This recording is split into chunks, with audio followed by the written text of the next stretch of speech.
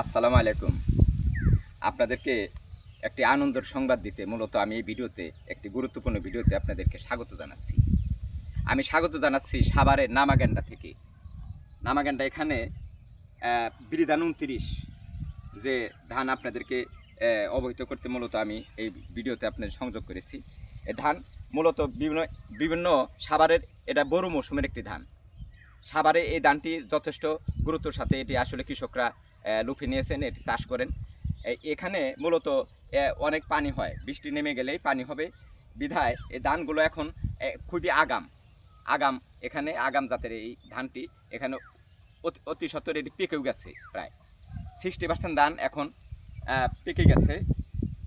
আর সর্বোচ্চ 7 দিনের মধ্যেই এই ধানগুলো কর্তনযোগ্য হবে পুরা ধান। এবং বৃষ্টির আগে আমরা এই ধানগুলো আশা করি আমরা ঘরে তুলতে পারবো। কৃষকদেরকে সেই পরামর্শ দিয়ে যাচ্ছি। সাভারের অধিক ধানগুলোই মূলত ধানের জমিগুলোই মূলত নিচু। এখানে বৃষ্টি হলে অনেক পানি জমে যাবে বিধায় কৃষকরা এই ধানগুলো কেটে খুব তাড়াতাড়ি ঘরে তুলবে এবং দেশের খাদ্য নিরাপত্তা বেগবানে সহায়তা করবে এই সাভারের কৃষক।